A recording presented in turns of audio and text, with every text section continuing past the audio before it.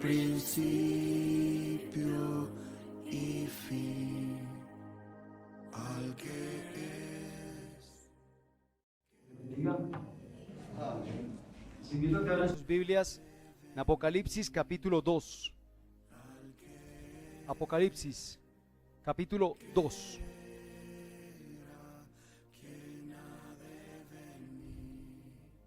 Verso 8.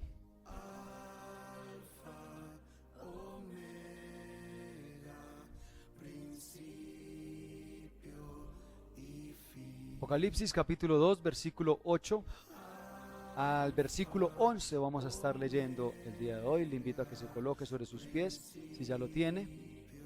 Ok.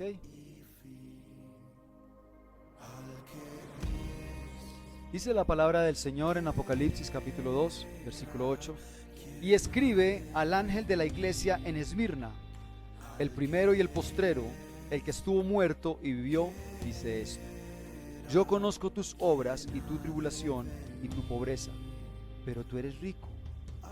Y la blasfemia de los que se dicen ser judíos y no lo son, sino sinagoga de Satanás. No temas en nada lo que vas a padecer.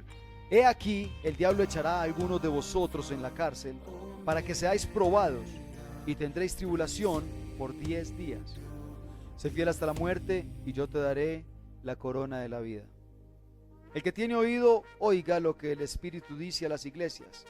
El que venciere no sufrirá daño de la segunda muerte. Invito a que cierre sus ojos, le dé gracias al Señor por este tiempo en las manos de Él. Padre de la gloria, te alabamos, te bendecimos, Señor. Padre, te damos gracias por tu palabra, porque tu palabra es verdad, tu palabra es vida para nosotros. Yo te quiero suplicar, Señor amado, que a través de tu palabra seas tú realmente ministrando el corazón del hombre, tocando, Señor amado, cada una de nuestras vidas. Señor amado, transforma corazones, aviva el fuego. Te doy gracias por esta oportunidad, Señor amado, de predicar tu palabra, pero me niego, Señor amado, a todo conocimiento que yo haya tenido de ella, bendito Dios, para que sea tu Espíritu el que venga y nos hable a todos nuestros hermanos, a todos juntos, Señor, en unidad y en bendición. Te doy gracias, Espíritu Santo, en Cristo Jesús. Amén y amén. Invito a que tome asiento.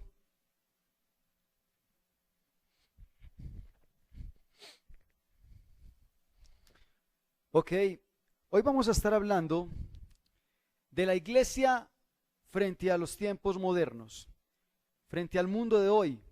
La iglesia frente a la modernidad, frente a lo que está sucediendo. Este mensaje fue para la iglesia de Esmirna, pero la verdad, cuando uno lee la Biblia en estos últimos tiempos, pareciera que estuviera leyendo el periódico realmente, porque es que la Biblia últimamente nos habla es de todo lo que está pasando en la actualidad, de todo lo que está sucediendo, de todo lo que estamos viendo. Sabemos que el mundo está patas arriba y hay protestas por aquí, no solamente en Colombia, también en El Salvador están protestando, en muchas partes del mundo están protestando por diferentes cosas y diferentes problemáticas. Y entonces ya salimos de la problemática de Venezuela, ahora estamos en la problemática de Colombia. Entonces también está la problemática de El Salvador, y entonces cada país tiene su problemática. Y vemos que la palabra de Dios ya lo decía, allí en Mateo capítulo 24, donde hablaba de guerras, rumores de guerras, hablaba de pestes, hablaba de falsos profetas. Vemos como en Israel hace un mes están estrenando Mesías, hace un mes sentaron al Mesías en el trono de David. Yo no sé si usted sabía, pero ya a Israel le llegó el Mesías, apenas. Nosotros ya hace 2000 años resucitó y a ellos apenas le está llegando. En Israel ya llegó el Mesías, lo sentaron en el trono de David, ya está gobernando en este momento el nuevo rey de Israel. Entonces, falsos Mesías como por allá el cordero hembra, el macho hembra, el cordero hembra aquel. Que entonces que es la reencarnación del Espíritu. Hoy en día hay una cantidad de falsos profetas. El 24 lo decía. Usted lee la palabra de Dios el día de hoy y se da cuenta, realmente es como leyendo las noticias, es la actualidad de lo que está pasando. El mensaje en realidad no solamente era para Esmirna. Yo quiero decir el día de hoy, este mensaje es para cada uno de nosotros, para la iglesia en el norte de Antioquia, para cada una de nuestras vidas, para la iglesia actual, respecto a lo que está pasando. Y por eso el título de la predicación La iglesia frente al mundo actual, frente al mundo de hoy, la iglesia frente al mundo que estamos enfrentando. Porque mire, Esmirna era una iglesia que sufría persecución. Nosotros no, que va. Esmirna sufría persecución por varias áreas. Por ejemplo, por un lado estaban los judíos. Esos judíos como que estaban por todos lados. Usted lee el libro de los Hechos. Pablo andando por toda Asia Menor, y en toda Asia Menor, ¿quién lo perseguía? Los judíos. Los judíos eran opositores del cristianismo. Los judíos no querían el cristianismo, no querían aceptar que Jesucristo vino al mundo, que el Mesías vino y que murió y que resucitó. No querían aceptar eso. Los judíos eran uno de los principales opositores del cristianismo para la época. Pero también por otro lado estaban los que no eran judíos, pero que eran fieles a Herodes, que eran fieles a la cultura romana. Y sabemos que en la cultura romana los Herodes y los grandes mandos, los grandes gobernantes de la cultura romana tendían a divinizarse. Entonces se declaraban divinos. Augusto César era divino.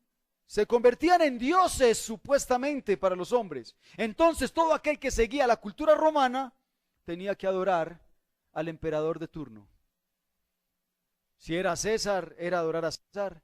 Si era lo que fuera. Entonces, obviamente, la cultura romana, los que no eran judíos en la tierra de Esmirna, los que no eran judíos, pero eran romanos, eran seguidores de la cultura romana, eran fieles a la cultura romana, también eran opositores del cristianismo, porque ellos no iban a aceptar que fuera de que César se divinizó, ahora Jesucristo también se divinizó. Tampoco aceptaban. Entonces habían persecuciones por todas partes, por todos lados. Y lo que me llama la atención es de que esa familiaridad con los tiempos actuales, con los tiempos que estamos viviendo, usted dirá, nosotros no vivimos persecución. Enseguida yo le voy a demostrar que sí. Enseguida yo le voy a contar algunas cosas que están pasando a nuestro alrededor, que tal vez usted, por estar enfocado en que no nos toquen la papita y en que no nos toquen yo no sé qué, no se ha dado cuenta de lo que a nivel espiritual está pasando. Ahorita vamos a hablar de ese tema, de lo que está pasando realmente en el mundo cristiano, en el ámbito cristiano, la persecución que se está viviendo.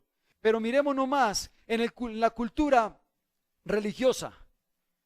En la cultura religiosa tenemos persecución hoy en día. Mire, cristiano que no sea despreciado por ser cristiano es porque no es cristiano.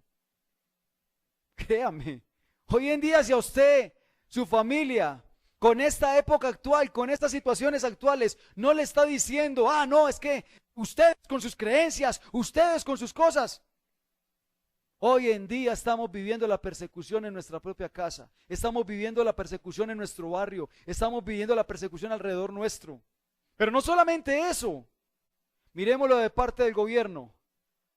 El gobierno está proponiendo en este momento, la ministra de Educación está proponiendo que se apruebe la ley donde cada estudiante puede escoger cambiar la clase de religión por cualquier otra clase. Usted puede cambiar la clase, su hijo puede cambiar la clase de religión por la clase de física, por la clase de educación física, por la clase de biología. Profe, Dios le bendiga. Muchas gracias. Por cualquier otra clase que quiera. Puede cambiar lo que quiera por lo que quiera. O sea, puede cambiar la clase de religión. Eso es lo que está proponiendo la ministra de Educación en este momento. ¿Y sabe qué es lo que me duele y qué es lo que me impacta? Que toda esa propuesta se esté dando justamente en el contexto de pandemia, en el contexto de tantas cosas que están sucediendo en Colombia, porque es la forma que Colombia le está respondiendo a Dios. Queremos sacar la religión de las instituciones educativas, queremos sacar a Dios de nuestro contexto. Esa es la forma en que le estamos respondiendo a una pandemia. Escuche eso, esa es la forma en que nuestro gobierno está respondiendo a Dios. Queremos sacarte de Colombia, queremos sacarte de la mentalidad de los niños. Hablaba con mi papá y me decía, no, pero ahí sí van perdiendo porque es que nosotros estamos muy convencidos de que Dios es Dios y es el creador. Y yo, sí, nosotros sí. Pero si permitimos que las generaciones futuras crezcan sin conocer a Dios y sin temor de Dios, ¿qué va a pasar? Ellos no están apuntando a la generación actual. Ellos están apuntando a las generaciones futuras que pueden crecer sin el conocimiento y sin el temor de Dios. Entonces, ¿qué esperamos de la sociedad? Si con temor de Dios estamos como estamos. Ay, Señor. Entonces, lo que trato de darles a entender es que, mire, desde la época de la iglesia de Esmirna, aproximadamente hace 2000 años, un poco menos, un poco más, hasta el día de hoy, la persecución, el dolor, el sufrimiento, es parte de la vida. Ha sido parte de la vida, parte del creyente, parte de nuestra religión, parte de nuestro estilo de vida. Creyente que se respete ha sido perseguido en algún área. Entonces la pregunta es: ¿por qué nos asustamos? Esmirna vivía persecuciones políticas, religiosas, sociales. Esmirna las vivía. Nosotros también las vivimos y llevamos 2000 años de diferencia a ellos. Entonces, el dolor es parte de la vida, aun cuando no sea agradable sufrir. Aun cuando no sea agradable que la iglesia pase por necesidades, que la iglesia se vea afectada por los paros, que la iglesia se vea afectada por las piedras, por las revueltas, por las reformas que haga el gobierno. Eso ha sido de toda la vida. Si a usted le está afectando en este momento porque meten una reforma tributaria al Congreso, ¿qué tal que usted hubiera vivido en la época de Jesús cuando tenía que pagar tributo a Roma? Piense en eso por un momento. Indignante. Que usted se ganaba 5 pesos y 3 tenían que irse para Roma. Así era de sencillo. Así era la situación. En toda la vida ha habido esa clase de opresión, pero vamos a ver cómo era la reacción de la iglesia. Entonces, Jesús elogió la iglesia de Esmirna. ¿Y por qué elogió a la iglesia de Esmirna? La elogió por su fe en medio del sufrimiento. Escuche eso. Ya dijimos, el sufrimiento es parte de la vida. Aunque nosotros queremos no sufrir, no queremos sufrir, el sufrimiento es parte de la vida. Pero lo que estamos viendo es, Jesús elogió a la iglesia de Esmirna, ¿por qué? Por su fe en medio del sufrimiento. Nadie es elogiado por tener fe en medio de la felicidad, en medio de la abundancia. ¿Han notado eso? O sea que el sufrimiento es una oportunidad ¿de qué? De desarrollar fe. El sufrimiento es una oportunidad de ser elogiados por Jesús. Cuando usted esté sufriendo, cuando esté pasando necesidades, cuando esté pasando dificultades, piense en eso. Una oportunidad de que Jesús diga: buen siervo fiel, pasaste la prueba. Tengo una oportunidad delante de Dios de que me vea bien parado, de que me vea bien asegurado. Cuando esté pasando dificultades, crea. Entonces, nadie es elogiado por tener fe en medio de la felicidad, de la abundancia. Entonces, si queremos ser elogiados por Jesús, tenemos que prepararnos para el sufrimiento. ¿Cuántos quieren que Jesús los elogie el día del juicio final? Amén. ¿Listos para sufrir? No sonó tan duro como ahorita. ¿Listos para sufrir? De alguna manera, el Señor va a probar nuestra fe. Créame, de hecho, aquí la misma palabra dice: no temas nada de lo que va a padecer. He aquí el diablo echará a algunos de vosotros en la cárcel para que seáis probados. El mismo Jesús lo dice con una naturalidad. Él no lloró diciendo, y Juan no se echó a llorar: ay, Señor, ¿cómo así que vamos a padecer? Ay, no. No, normal. Lo vieron como algo natural. Si queremos ser elogiados por Jesús, lo más seguro es la oportunidad de poner a prueba nuestra fe. Va a ser puesta a prueba y vamos a pasar esa parte interesante. Ahora, ¿cuál es el mensaje entonces en medio del sufrimiento? El mensaje es, en primer lugar, un mensaje de aliento. ¿Y por qué un mensaje de aliento? Mire lo que dice la palabra, versículo 8. Escribe al ángel de la iglesia en Esmirna: el primero y el postrero, el que estuvo muerto y vivió, dice esto. Para nosotros, en una forma gramatical, leer este texto bíblico, leer ese versículo, listo, es entendible. Vamos a mirar en primer lugar la forma, qué es lo que quiere decir eso en forma gramatical. El primero y el postrero. Sabemos y entendemos que Jesús es el primero. ¿Por qué? Porque estuvo con Dios, porque fue Dios, porque es Dios y estuvo con Dios antes de la creación. ¿Sí o no? Antes de que todo fuera, todo este mundo, toda esta existencia fuera creado, entonces Jesús es el primero. Y sabemos que es el postrero porque la Biblia nos dice que Él estará sentado en el trono juzgando a vivos y a muertos. ¿Sí o no? Es allá en el trono donde va a decir, Sergio, venga, yo le di estas oportunidades. ¿Usted las aprovechó o no las aprovechó? Entonces, mire, sabemos que Él es el primero, porque estuvo desde el principio, porque no tiene principio, y sabemos que es el postrero. ¿Por qué? Porque estará hasta el final. O sea que Él abarca todo, ¿verdad? Gramaticalmente lo entiendo desde ese punto de vista. Ahora, culturalmente, ¿cómo lo entendían los judíos? Culturalmente, ¿cómo lo entendían en la Biblia?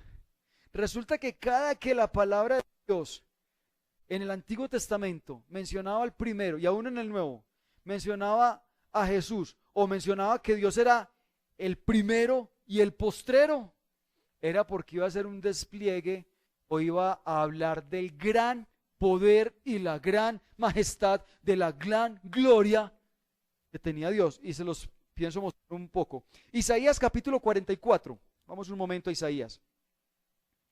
Isaías capítulo 44.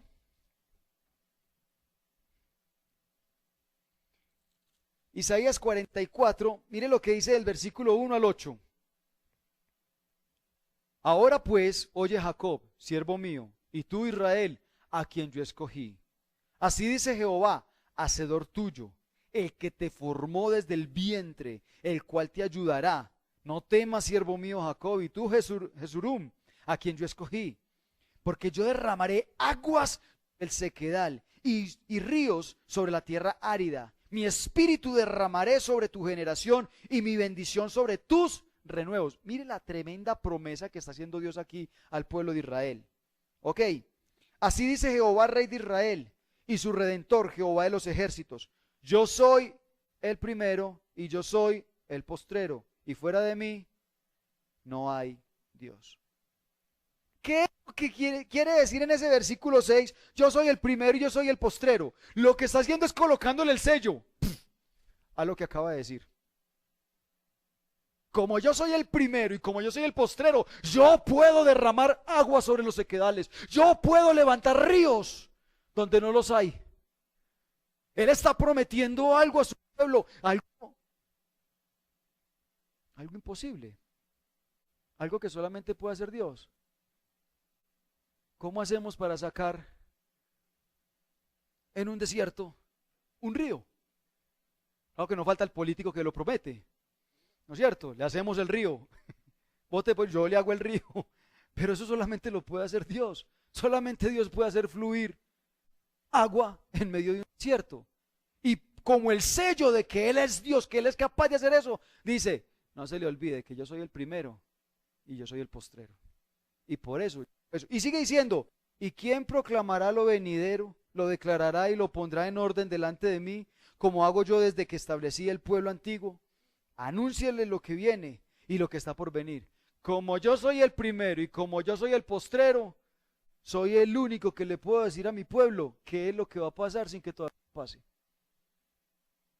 Soy el único que tengo ese poder y esa majestad de decirle al pueblo qué es lo que está sucediendo. Y por eso les digo yo, es impresionante uno leer hoy en día, Mateo 24 y mirar las noticias. Uno parece que estuviera leyendo el periódico. ¿Por qué? Porque aquel que es el primero y aquel que es el postrero ya nos había contado que todo lo que iba a pasar, que todo lo que está pasando iba a pasar. Ya nos lo había contado. Y entonces dice, y cuando el evangelio sea predicado a toda tribu, a toda nación y en todo rincón, ahí sí será el fin. Y yo veo que hasta aquí el 99.9% de esa profecía de Mateo 24 se ha cumplido, no falta sino ese punto 1, entonces yo puedo creer que también se va a cumplir. Jesucristo viene y está más pronto que nunca, porque todas las profecías que están en Mateo 24 se han cumplido. Es como si cuando Jesús estuviera hablando de eso, estuviera viendo el 2022, el 2021 en Colombia y estuviera hablando de nosotros hoy en día. Ok, entonces, Isaías 48, ahí un poquitico adelante, versículos 12 y 13, dice, óyeme Jacob, y tú Israel a quien llamé, yo mismo, yo el primero, yo también el postrero.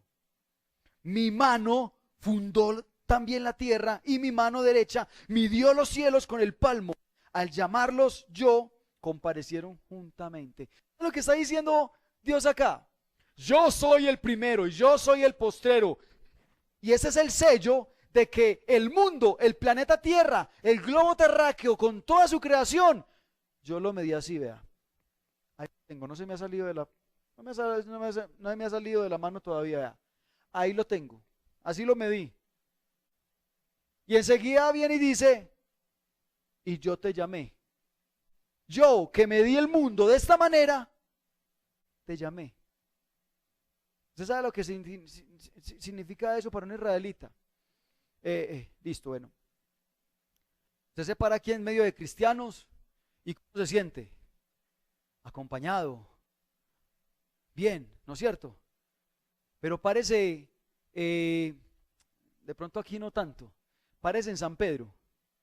Parece en San Pedro en el parque un 3 de mayo y en plena procesión. Párese ahí en el parque y ¿cómo se siente usted? Como que está en el lugar equivocado. Y eso toda la gente para allá, para la iglesia católica, y usted como que para afuera, y ay, no, yo me siento aquí como que maluco, como que mal. Y Dios dice, el Dios que cogió y midió el mundo así, que tiene el control de todo el universo, y que lo coge y no se le sale de ahí el mundo, dice, y yo entré ahí, en medio de ese parque, en medio de toda esa idolatría, en medio de todo ese mundo, y te vi, y te escogí, y te llamé. Señor, a mí, en medio de toda esa pérdida, sí, yo te vi. Yo tengo poder porque yo soy el primero y soy el postrero.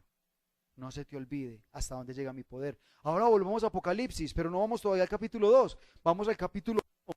Ahí en el capítulo 1, el versículo 17 y 18 dice, cuando le vi, dice Juan, cuando le vi, caí como muerto a sus pies, y él puso su diestra sobre mí diciéndome, no temas, yo soy el primero, yo soy el postrero, el último, y el que vivo y estuve muerto, mas he aquí que vivo por los siglos de los siglos, amén, y tengo las llaves de la muerte y de Hades. Si ve que cada que habla de que yo soy el primero y el postrero es porque va a hablar de que, no me preocupe, papito, que yo soy el grande, usted está con el que es. Yo soy con que usted necesita. Entonces, cuando viene aquí en el capítulo 2 y le dice a Esmirna, se le presenta de esa manera a una iglesia que está viviendo persecución, a una iglesia que está viviendo dificultades, a una iglesia que socialmente se siente perseguida, a una iglesia que siente que los oprimen los judíos, una iglesia pequeña, se siente pequeña en medio de una ciudad grande. Viene y le dice, ¿a usted se le olvidó a quién está sirviendo? ¿A usted se le olvidó quién la llamó? ¿Cuánta falta nos hace a nosotros como cristianos en medio del sufrimiento, en medio de la persecución, en medio de tantas cosas? Recordar cuán grande y cuán soberano es nuestro Dios. Cuán grande es aquel que nos llamó, que nos escogió, que es el primero y que es el postrero. Que no se le ha salido esta situación de las manos. ¿Cuánta falta nos hace a nosotros entender de que todo esto que está pasando a nuestro alrededor está en la presencia de Dios? A Dios no se le salió de las manos el país, tal vez se le salga el gobierno, pero a Dios lo que está diciendo es, no se preocupe, yo voy hasta el final, yo voy a estar hasta el final. Y enseguida viene y le dice, después de que le dice, yo soy el primero, yo soy el postrero, viene y le dice el versículo 9, yo conozco. Para acabar de ajustar. Yo conozco es que yo entiendo, yo comprendo, yo entiendo lo que está pasando. Yo no soy ajeno a. Yo conozco a mi iglesia. Yo sé lo que está pasando en medio de ella. Yo sé lo que está sufriendo. Las dificultades. Pero aquí dice que él conoce 4 cosas. 4 cosas de la iglesia. Y son las mismas 4 cosas que sigue conociendo de nosotros. En primer lugar, tus obras. Yo conozco tus obras. Mire, eso es una espada de 2 filos. Yo conozco tus obras en medio del sufrimiento. Yo conozco tus obras en medio de la persecución. Si usted tiene buenas obras en medio del sufrimiento, si usted tiene unas obras correctas, unas obras enfocadas en el propósito de Dios, como la iglesia de Esmirna, usted va a ser elogiado por su fe en medio del sufrimiento. ¿Pero por qué digo que es una espada de dos filos? Porque muchos cristianos no han entendido que Dios conoce nuestras obras en medio de la persecución, en medio del sufrimiento. Que muchos cristianos nos hemos enfocado más bien en unirnos al sufrimiento, en unirnos al Dios de este siglo, en unirnos a la persecución. Imagínese que Dios venga y diga, el día del juicio final, yo conozco tus obras en medio del sufrimiento, te la pasaste tirando piedra. Yo conozco tus obras, te la pasaste protestando con el mundo, te la pasaste en las mismas revueltas con todo el mundo, te la pasaste diciendo protesto, exigimos, exigimos y exigimos, te la pasaste, yo conozco tus obras. Mire, por Dios, piense por un momento en esto. A mí me daba risa la semana pasada, y discúlpeme que sea tan cruel, pero a mí me daba risa con aquellas personas, un montón de estados. No me toquen la... y no me toquen aquello, y no me toquen la agricultura, y no me toquen la gallina. Y esta semana son las mismas personas que están mandando el mensaje, por favor dejen pasar los carros de la leche. ¿Cuántos ganaderos están viendo afectados por el paro? Y ponen una gallina, ella no tiene la culpa, déjele pasar el cuido. No estabas diciendo que no te tocaran, no sé qué protesta que hicimos. Y el cristiano se deja llevar de cualquier cosa. Si hoy estamos protestando, hoy tiramos piedra. Y si mañana nos vamos a quedar, nos quejamos. Por favor, iglesia, reaccionemos. Ese es el enfoque que tenemos como iglesia. Eso es lo que tenemos que hacer. Unirnos a lo que el mundo está haciendo. Unirnos a lo que todos hacen. Yo conozco tus obras, dice el Señor, en medio del sufrimiento. ¿Te uniste al resto del mundo en medio del sufrimiento? ¿O guardaste el propósito para el cual Dios te colocó como iglesia? No se le olvide. ¿Realmente usted cree, piense, realmente usted cree que el día que tumben el gobierno, esto mejora? Discúlpeme, iglesia, vienen peores. Vienen peores. Créame que esto va a mejorar el día que tengamos un gobierno que sea temeroso de Dios. Esto va a mejorar, esto va a cambiar el día que tengamos un hombre que se arrodille y reconozca que hemos fallado como nación, que hemos pecado. Y fuera de eso, el día que en este país empiecen a reconocer que hemos instituido leyes para levantar el homosexualismo, para levantar la perversión, para levantar una cantidad de cosas que van en contra de la voluntad y de la naturaleza que Dios instituyó. El día que eso suceda, este mundo va a cambiar. Y créame, estamos lejos. Estamos lejos de eso. Entonces, ¿usted cree que quitando a uno y poniendo a otro, entonces cuál es la función de nosotros como iglesia frente a toda esta situación? ¿En qué estás invirtiendo tus oraciones? Y yo me conduelo cuando empiezo a ver esos anuncios. Vamos a orar. ¿En qué gastamos nuestras oraciones? Señor, ten misericordia del mismo pueblo que te sacó de las instituciones educativas. Ten misericordia del pueblo que te escupió la cara. Ten misericordia de aquel que te dio la espalda. Ten misericordia. ¿No estaba ya escrito que esto tenía que suceder? Ten misericordia para que el hombre se siga burlando de ti. ¡Ja! ¡Ganamos! Veía yo que en estos días, en una de las protestas, salieron a protestar la policía. También salió a protestar. Y todo el pueblo que dijo, ¡ganamos! ¡Ganamos! Les confieso, vi por allá en Cali que sacaban cacerolitas y me dieron ganas de llorar. Qué ignorancia la del pueblo. Todavía no hemos ganado. Lo peor apenas está por comenzar. Las cosas peores están por comenzar. Todavía no podemos cantar victoria. No vamos a ganar hasta que Colombia no tenga a Cristo en el corazón. Ese día salgan todos y digan, ganamos. Ganamos. Yo conozco tu tiempo, yo conozco tus obras en medio de la persecución, en lo que inviertes tu tiempo, tus esfuerzos, tanto esfuerzo invertido en exigir cosas que tal vez no van a llegar. Y me dio risa porque la otra noticia que sale es el nuevo ministro de Hacienda ya tiene lista la nueva reforma tributaria. O sea, se salió uno por una situación y ya el otro tiene lista la otra. No me preocupe, ahí vamos. Ok, yo conozco tus obras. En segundo lugar, yo conozco tu tribulación. Yo conozco tu persecución, le dice el Señor a la iglesia. Y yo me pongo a pensar en eso y yo, ay Señor, qué bendición. Tú conoces nuestra tribulación. Tú conoces que esa queja que tenemos en este momento de que es que desde la virtualidad no es lo mismo. El Señor dice, yo lo sé. Yo conozco lo que le está tocando pasar a la iglesia cristiana. Y lo que mi esposa anunciaba ahorita es que existe una posibilidad. En reunión de pastoras ahorita estábamos hablando. Hay una gran posibilidad que le vayan a quitar las redes sociales a las iglesias cristianas. Le vayan a cerrar las redes sociales a las iglesias cristianas. O sea, vayan a prohibir que las iglesias cristianas hagan uso de las redes sociales. Eso es algo que viene debajo de cuerdas que está proyectando en este momento. Hablan los pastores pues que conocen de política y todas esas cosas. Nos hablaban ahora que estábamos en reunión de pastores. Pero Dios conoce la tribulación. Ok, pero también dice, yo conozco tu pobreza, aunque tú eres rico. Aunque tú eres rico. Y entonces aquí hay una situación. Físicamente resulta que Esmirna era una iglesia pequeña y pobre, en una ciudad muy rica. Haga de cuenta, una iglesia chiquita, pobre en Dubái. Es verdad, bravo.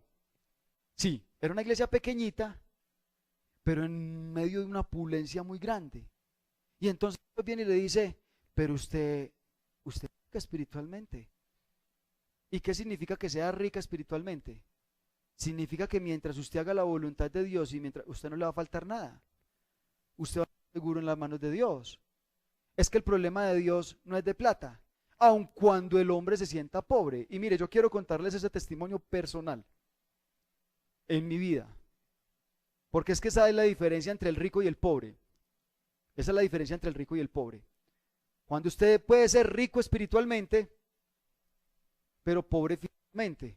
O cuando usted puede ser rico físicamente, pero pobre espiritualmente. Se está muriendo espiritualmente. A mí la semana pasada, la quincena pasada, me pasó algo muy peculiar y yo lo quise escribir. Lo puse aquí, ahorita el 30 de abril, lo escribí, lo plasmé en la agenda. ¿Por qué lo plasmé? Yo dije, no puedo dejar pasar esto, a mí no se me puede olvidar esto que el Señor me acaba de enseñar. Resulta que la semana del 14 al 19 de abril, aquí lo coloqué, semana del 14 al 19 de abril, el enemigo me tentó, el enemigo me envió una granada, haciéndome pensar que yo merecía lujos y bendiciones, ya que yo soy siervo de Dios y Él se complace en bendecirme. Cierto día, no recuerdo ni siquiera dónde estaba, yo terminé una predicación, salí y no sé dónde estaba, y yo empecé a decirle, Señor, pues yo me siento tan bendecido por ti. Y empezó a nacer en mi corazón, pero es que eres siervo de Dios, y Dios, pues, te lo mereces. Así llegué a pensar, te lo mereces. Yo deseché el pensamiento en ese momento. El problema no es que lo deseché, el problema es que estaba ahí. Y entonces fui y se lo conté a Angie. Amor, imagínate que el enemigo aquí, que yo pensando en esto, ¿qué tal? Es que lo merezco. Yo, no, pues. Sin embargo, eso quedó ahí. Si salió acá, es porque ahí estaba. ¿Verdad? Ahí se quedó. Eso fue en la semana del 14 al 19 de abril. El día 20 de abril vengo y predico. Dios me regala la palabra que yo tomo para mí. Me prediqué, no sé si ustedes recuerdan cuando que el justo tiene que saber decir las cosas. Tiene que saber decir las cosas. Y yo lo tomé para mí, o sea, yo terminé la predicación y luego me fui a meditar a la casa y yo pensaba dentro de mí, Señor, pero yo sé decir las cosas. Yo sé hablar con la gente, yo sé referirme a la... Gracias, Señor, yo creo que con nada predica, pues conmigo no fue. Segunda granada. segundo bombardeo, alimentando mi ego, alimentando mi orgullo, alimentándome a mí mismo. Entonces, soy bendecido porque soy hijo de Dios, yo sé decir las cosas, esa predicación no tiene nada que ver conmigo. Domingo 25, predico acá en la iglesia virtual sobre Josué capítulo 1, siento que Dios no me respalda absolutamente en nada. Yo nunca me había sentido tan solo en una predicación. Y para acabar de ajustar, ese fue el día que para nuestro concepto, para mi concepto, la alabanza fue un desastre. Ustedes nos veían, los que se conectaron nos veían, nosotros aquí yo tocaba el piano y no sabía qué estaba tocando porque como no habíamos podido coger el truco del sonido, no sabíamos, pusimos unos cables que para sacar directo al yo no sé qué y yo no sé cuánto, vea, eso fue un desastre total. Nosotros aquí ni siquiera pudimos adorar. Yo terminé diciéndole a mi esposa, yo me sentí cantándole a hombres, luchando para que los hombres escucharan algo bonito y tampoco pude. Eso se escuchó horrible, pensé yo. Para mí, tanto la alabanza como la predicación fue un desastre. ¿Qué pasó? Yo ese día salí tan mal de acá de la iglesia. Y obviamente las críticas nos hicieron esperar. Y eso salían los letreros. Y que apaguen el micrófono. Y que mire, que. Y uno, ay, Señor bendito. Y uno viene estresado. Y, qué duro fue. El Señor empieza a aplastar. El Señor empieza a tratar. Semana del 25 al 28 de abril, discuto con mi esposa. Me empiezo a enojar con ella. Me empiezo a cargar con ella. Me cargo con ella y mi corazón se siente, porque siento que me humilla con todo lo que dice. Y el 28 de abril, después de que ella predica acá virtualmente, hace 8 días, después de que ella aquí predica virtualmente, llegamos a la casa y yo le lanzo la sopa. Y vengo y le digo, porque estoy cargado desde el 25 hasta el 28. Tenemos una discusión, yo se lo digo de la peor manera. ¿Dónde quedó aquello de que yo sé decir las cosas? Lejos. El Señor aplastando mi soberbia, aplastando mi orgullo, aplastándome. Y vengo y la hago sentir mal. 28, 29, vinimos a hablar el 30, viernes, ¿no es cierto? O sea, ese jueves, hace 8 días en Belmira, eso fue horrible. Uno no veía la hora de venirse, porque eso, uno iba a coger la Biblia y nada. El día 28 y 29, jueves, el pecado se apodera de mí, ya no quiero orar, me siento vulnerable y alejado completamente de Dios. Pero resulta que el día 29, jueves, llamo yo a la tesorera de la iglesia, a Silvia, y le digo, Silvia, ¿será posible que nos adelantes algo del salario? Que es que por primera vez en mucho tiempo en la casa estamos, ya créame que no nos habíamos visto así. Dios cuando quiere hacer algo lo hace tan perfecto. Iré por allá sacando 200 pesos, apá, 200 pesos, y allá hay 1000, ajustemos por el paquete de arepas. Vea, estábamos llevados, estábamos rastreados en la casa, no había con qué desayunar, no había para el almuerzo, si había para el almuerzo no había con que comamos poquito al almuerzo para que nos alcance para la comida, o sea, eso estaba tenaz.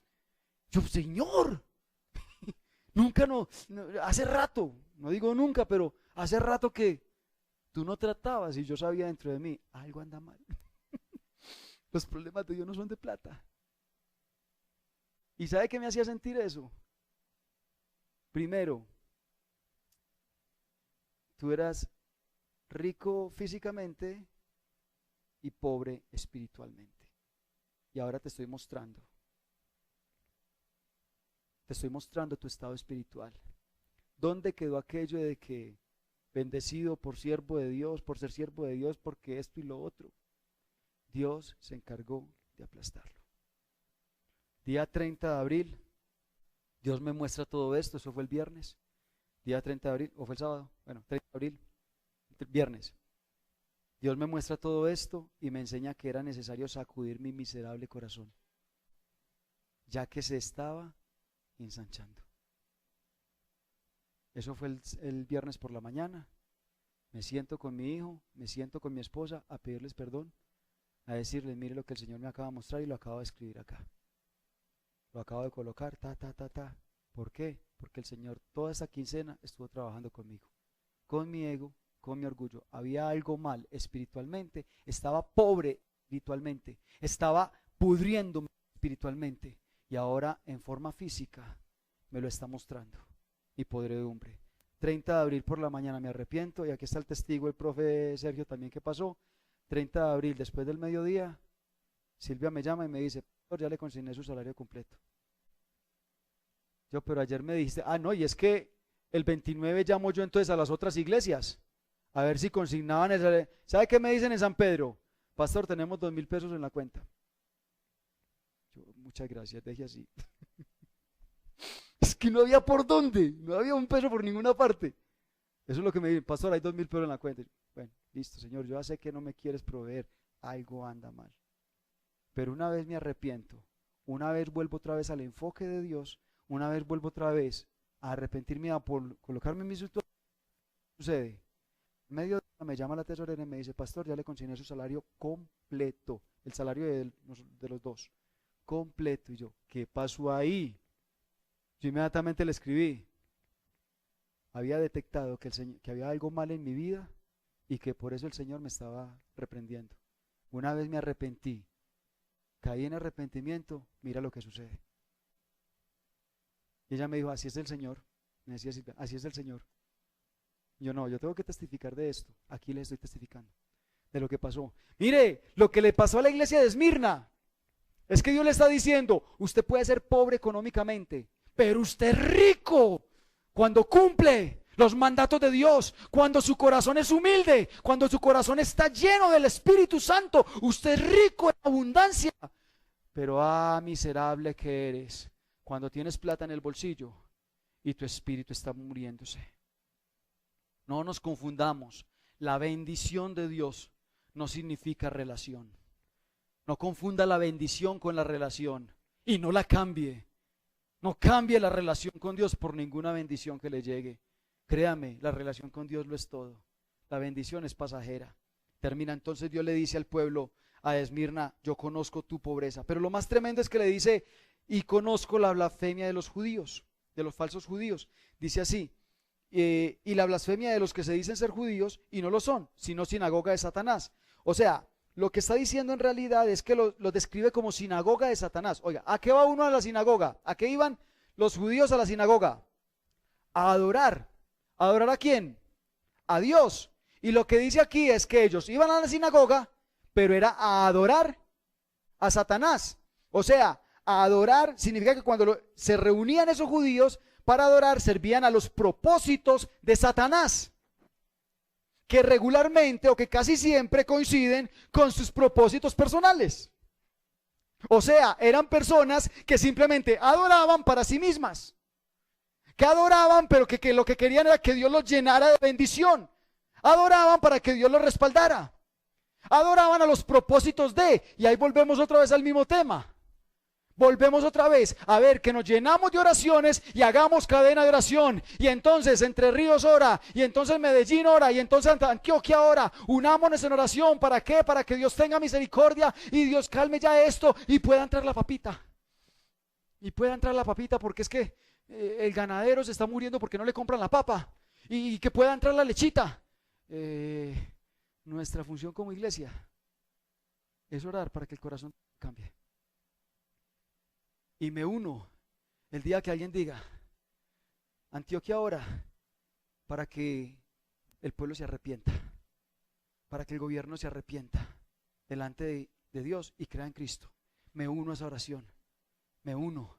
Mire, deje de estar orando por sus propósitos. ¿Sabe qué es lo que pasa? Que para Dios, una reforma tributaria le importa 5. Porque si una libra de arroz le cuesta 3.000 pesos, no quiero estar como el ministro de Hacienda, no sé cuánto va. Ok, hago la claridad con eso. Si una libra de arroz vale 5.000 pesos y se la suben a 7.000, el que la paga es él. El que la paga es Dios. A Dios le importa 5 que a usted le pongan una reforma tributaria. que a usted le pagaban 100.000 y ya le van a pagar 100, le van a pagar 80.000. No se preocupe, que es que el que le va a dar los otros 20 es Dios. Y no solo 20, le va a dar la liga más. No se preocupe, que es que a Dios no le importa una reforma tributaria. A Dios no le importa su bolsillo. Es que la canasta familiar está subiendo mucho. Sí, no se preocupe, que su proveedor se llama Jehová de los ejércitos. Entonces, aprenda a orar por lo que tiene que orar. La conversión de aquellos corruptos. El problema no es lo que están haciendo, el problema es lo que tienen en el corazón. Lo que tiene que cambiar es lo que tienen en el corazón, no lo que están haciendo con sus manos físicas. Iglesia, enfoquémonos, porque no podemos seguir siendo falsos judíos, que venimos al templo de Dios a pedir por nuestros propios propósitos, que regularmente son los mismos propósitos de Satanás. Quien está gobernando, quien está detrás de todas estas revueltas, quien está detrás de todas estas tirapiedras, quien está detrás de todas estas reformas y estas leyes corruptas, solo es uno: Satanás. Dejemos de estar clamando por los negocios de Satanás. Clamemos por las conversiones, que esos son los negocios de mi Padre. Esos son los negocios de nuestro Señor. Entonces, el anuncio es que las cosas tienden a empeorar. Eso es lo que Dios le dice a la iglesia. No temas en nada de lo que vas a padecer, dice el versículo 10. No temas en nada de lo que vas a padecer. He aquí, el diablo va a echar a alguno de vosotros en la cárcel. No se preocupe, eso tiende a empeorar, dice el Señor. Ánimo, ánimo, que apenas estamos arrancando. Sí, la maldad de los hombres se incrementará. Los gobernantes cada vez se rebelarán más contra Dios. El pueblo de Cristo cada vez será seguido y más desechado. Y ahí es donde yo le digo: ¿usted cree que no hay persecución? Mire, la semana pasada leía yo una noticia. Un pastor se para en un parque solamente a predicar que Dios creó al hombre, varón y hembra los creó, no más. Llamaron a la policía, le pusieron unas cadenas y lo llevaron para la cárcel. Es que es homofóbico, es que él está predicando en contra de la libertad de género, que no sé qué, solamente por decir que Dios los creó, varón y hembra. Vaya, pero sale el anuncio en YouTube que ahora el cantante, que era cristiano, Señor, los hijos de Elí. Entonces ahora resulta que hace una semana, hace 8 días, viene y saca y dice: yo soy un cristiano bisexual. Yo no sé cómo cabe esa palabra, esas dos palabras en una sola frase. Yo no caben esas dos cosas. Me declaro cristiano bisexual. Yo no sé si nos van a vetar por esto, pero eso es lo que declara, eso es lo que dice YouTube. Hace una semana lo dijo. Y fuera de eso viene y dice que es bueno consumir de vez en cuando marihuana, porque es que eso relaja. O sea, cristiano, bisexual, marihuanero. ¿Cómo cabe eso en una sola frase, por Dios? Y eso no lo persigue nadie, nadie lo mete nadie le dice nada. Y usted dirá: pero es que estos no son colombianos. Hace un tiempo, una mujer, me cierran ahí, por favor, me ajustan la puerta, gracias. Una youtuber se hizo famosa porque Redimidos vino y la mencionó en una de las canciones, una tal Kika Nieto, ¿verdad? Y vino y se hizo famosa porque la agrupación Redimidos la mencionó. Pero resulta que entonces le preguntan a esta mujer, a finales del año pasado, le preguntan: ¿tú qué opinas sobre el homosexualismo? Y esta mujer lo que dice: pues yo lo que opino, como cristiana, yo lo que opino es de que Dios los creó varón y hembra, pero yo pienso que Dios los ama a todos nos ama por igual, pero creo que la creación, o sea, no se atrevió a frentear la corte. Ella puso sus seguidores por encima de su fe. Ella prefirió sus seguidores, pero aún dentro de eso lo que dijo fue: pero yo creo que Dios los creó varón y hembra. Le pusieron una demanda y le expidieron orden de captura por haber publicado eso.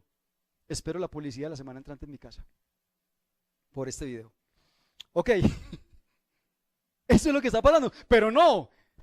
Netflix la semana pasada saca una caricatura donde está Jesucristo con unos músculos aquí, crucificado, y hace aparecer 2 metralletas, se baja de la cruz, mata a todos los romanos, aparecen 2 mujeres y tiene relaciones con ellas. Y ya sabemos qué clase de relaciones, ¿verdad? Y eso nadie le echa a la policía a los que crearon esa película, esa serie. Y es una caricatura para niños, una caricatura familiar. Y eso es lo que enseñan. Nadie persigue eso. Dígame, ¿tenemos persecución? Lo que dice la Biblia es, y tiende a empeorar, los tiempos tienden a empeorar. Yo hablaba con mi esposa la semana pasada, yo le decía, el COVID-19, ¿cuántos pastores se ha llevado? Muchos ancianos, bienaventurados, bienaventurados ellos, bienaventurados porque ya partieron con el Señor. Si el Señor nos está viendo fuertecitos a nosotros, que ni gripa nos da, es porque nos va a dejar de últimos, para seguir guerreando, para como iglesia seguir predicando, seguir abriéndole los ojos a la gente. Y esa es la función de nosotros como pueblo de Dios. Entonces, pero dice que la tribulación será por 10 días. ¿Sí ahí? ¿Qué quiere decir eso? No empiece a contar, ay no, entonces faltan 3. No. Sí, porque llevan 6 días de revueltas. Entonces faltan 4. No. Lo que está diciendo es, no se preocupe, fecha límite. Y como la estableció Dios, de ahí no me pasa. No se preocupe que todo está en la mano de Dios y cuando Dios chasquee los dedos, esta vaina se acabó. Entonces el mandato, con eso termino, se divide en 2 partes. Primero, versículo 10, al final dice, sé fiel hasta la muerte. Sé fiel hasta la muerte. Fiel es digno de confianza, o sea, creyente. La palabra fiel es la palabra que Jesús le da a Tomás cuando Tomás dudó. Yo tengo que meter los dedos ahí en la llaga de... Entonces Jesús a los 8 días se le aparece a Tomás y le dice, meta aquí. Y entonces viene y mete los dedos y entonces dice, no seas incrédulo, sino creyente. O sea, sé fiel. Sé fiel. Esa es la misma palabra. O sea, creyente. ¿Creyente en qué? En que Él es el alfa y la omega. En que Él tiene el control de todo. En que usted puede permanecer en el propósito. Usted tiene que ser una persona digna de confianza que no se desenfoca. ¿Qué hace un cristiano tirando piedra, por Dios? ¿Qué hacemos nosotros en esas condiciones? Usted no se desenfoca del objetivo principal como creyente.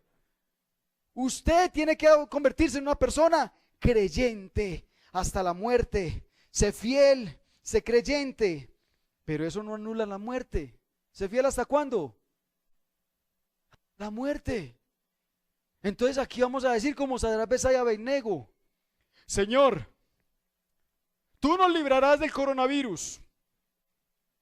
Y si no, nos vamos contigo. Sencillo. Le perdimos el miedo. Le perdimos el miedo. Señor, tú nos proveerás en medio de las revueltas y en medio de la escasez, cuando no haya papita. Y si no, pues nos partimos contigo, Señor, y nos vamos. Sencillo. Lo importante no es que usted piense en que va a haber muerte o no va a haber muerte. De igual forma, todos vamos para allá. ¿Sí o no? Todos vamos para allá. Los que van primero, gloria a Dios, no saben de lo que se salvaron. Los que vamos de último, según veo, que yo veo que el Señor como que nos tiene ahí para los últimos. Pórtese bien para darle de último, para matarlo de último. Entonces, los que vamos de últimos, lo importante no es cuándo nos vamos, lo importante es ser fiel hasta el último momento. Primer llamado. Segundo, versículo 11, el que tiene oído, que oiga lo que el Espíritu dice a la iglesia. El que venciere no sufrirá daño de la segunda muerte. Vencer es alcanzar la victoria. Y quiero leerle ahí en Apocalipsis capítulo 15. Apocalipsis capítulo 15. Lo que dice Apocalipsis 15, versículo 2. Vi también como un mar de vidrio. Juan estaba ahí en la visión. Dice, vi también como un mar de vidrio mezclado con fuego. Y a los que habían alcanzado la victoria, o sea, a los que habían vencido. ¿Sí me hago entender? Es el mismo término. Al que venciere, al que ha alcanzado la victoria, y a los que habían alcanzado la victoria sobre la bestia, sobre su imagen, sobre su marca y el número de su nombre, en pie sobre el mar de vidrio con las arpas de Dios. ¿Quiénes son los que van para el reino? Los que vencieron. ¿Sobre qué? Sobre la bestia. Por eso les decía, ¿quién es el que está detrás de todas estas cosas? Es el mismo Satanás entreteniendo a todo el mundo, incluyendo a la iglesia. Es el mismo Satanás causando revueltas. Ese es el que le está echando fuego a la policía para que dispare. El que está echando fuego a la población para que se rebele y vaya y robe motos y robe televisores y encienda CAIs y encienda peajes y todas esas cosas. Ese es. Entonces dice, al que venza por encima de eso, al que no se desenfoque con las cosas de Satanás, al que permanezca en el propósito de Dios. Y no solamente sobre la bestia, sino que también está diciendo ahí, ¿sobre qué más? Sobre su imagen. ¿Y para qué son las imágenes? Para rendirles culto. A los que no le rindieron culto, a lo que Satanás está haciendo, a lo que Satanás está moviendo, a los que no se doblegaron, no se humillaron. ¡Ay, mire! ¡Ay, qué tortura! A los que no se humillaron delante de lo que Satanás está moviendo. Esos son los que vencen. Y los que nos llevan su marca. Los que nos llevan su marca. La marca es identidad. Cuando usted marca algo es para identificarlo. Dígame, los que tienen vaca no marcan las vacas para que se sepan que esa es mía. Nosotros no nos podemos seguir identificando con las obras de Satanás, con lo que Satanás mueve a nuestro alrededor. ¿Cómo debe ser la iglesia en los últimos tiempos? Una iglesia diferente, una iglesia que se diferencia, porque todavía permanece firme en su propósito ante Dios, firme en lo que Dios lo mandó a hacer. No hace lo que el mundo hace, no se envuelve, porque así, poco a poco, créame que nos vamos marcando. Un cristiano que no se identifica es un cristiano que ya no es sal, ni que es luz. Ya usted no es sal. Si a usted no lo critican y no lo persiguen por cristiano, ya usted dejó de ser sal y dejó de ser luz. Y dice entonces que al que venciere sobre todas esas cosas, lo vio Juan allá en el reino. Allá estaremos en el reino. Conclusión, el cristiano no debe temer a la primera muerte. Para allá vamos todos, a la primera muerte. Unos más rápido que otros. Bueno, téngale miedo a la segunda muerte. A la segunda muerte, a la separación definitiva de Dios. Mire, esa muerte le acaba la paz, esa muerte le acaba la alegría, esa muerte le acaba la esperanza. Esa muerte, cuando Dios se marcha, créame, todo lo del cristiano desaparece. Todo lo que es nuestra vida, nuestra esencia. Una muerte de esa naturaleza es peor que dejar de existir en este mundo.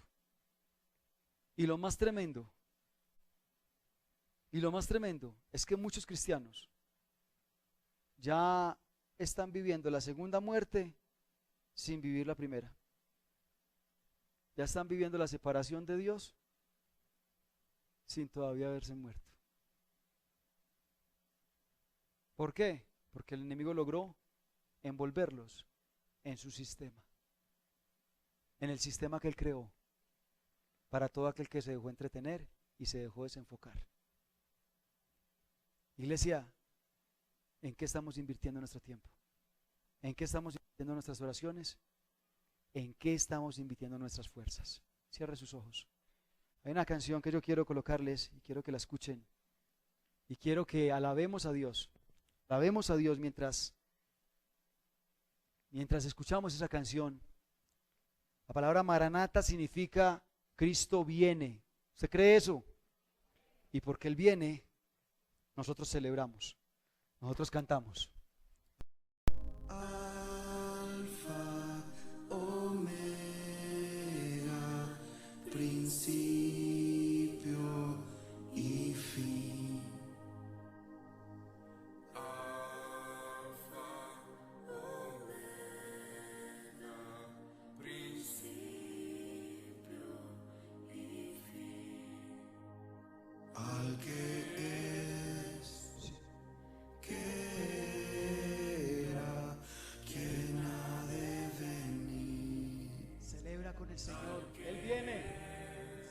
Él viene. Esa es nuestra fe. Al Alfa y la Omega. A nuestro Rey.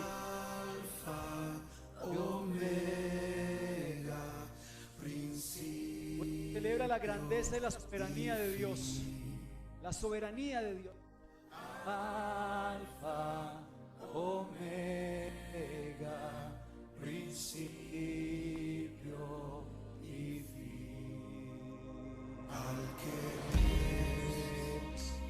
que era. Celébralo a Él. Ponte de pie y celébralo. Termina estos minuticos que nos quedan celebrando a tu Dios, celebrando al que es, al que era, al que ha de venir. Él es el alfa y el omega. Nada se le ha salido de control. Nada se le ha salido de las manos. Principio y fin, alfa, omega, principio y fin. Escuché. Oh, el Señor viene pronto, Él regresará.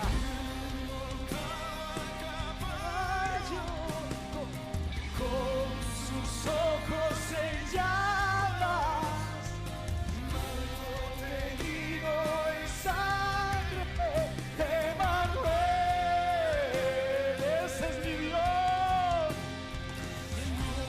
Contempla a su amado, sus dos palabras están listas, tierra y cielo cantan.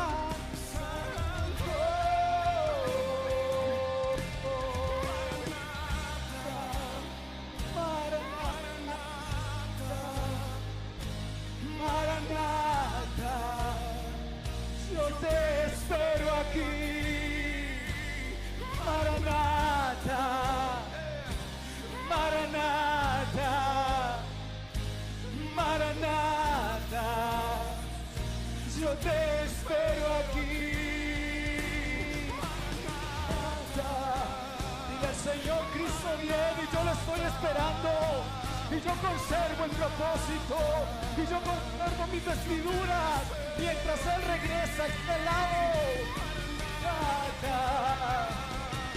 Maranata, Maranata, yo te espero aquí.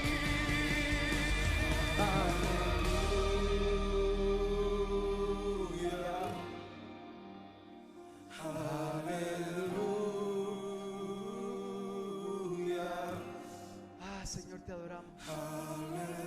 Señor, te alabamos. Porque podemos esperar y confiar en que pronto regresas. Tú lo dijiste, aquí regreso pronto. Y tu gloria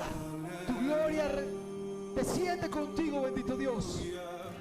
Porque un poco de tiempo, un poco de sufrimiento pasará, pero tu gloria despuntará, Señor, tu gloria se hará ver, y todo ojo le verá, y toda rodilla se doblará, y toda lengua confesará: Jesús es el Señor, para honra y gloria de Dios Padre. Los príncipes se doblegarán al que en el trono está, al que en el trono está, al que en el trono está, al que en el trono está, al que en el trono está. Al que en el trono está, al que en el trono está, al que en el trono está, al que en el trono está, alábale. Oh Señor, gracias por volvernos a tu reino, por volver a casa, Señor. Oh Señor Jesús, yo vengo pronto y mi galardón conmigo para recompensar a cada uno según sea su obra. Apocalipsis 22:12.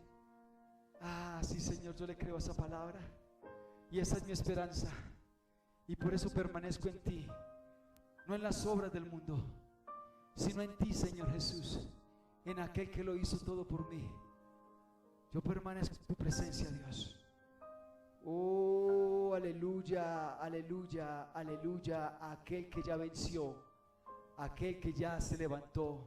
En el centro y alrededor del trono Oh, había sí. 4 seres vivientes, cada uno cubierto Poder, de ojos majestad. por delante y por detrás.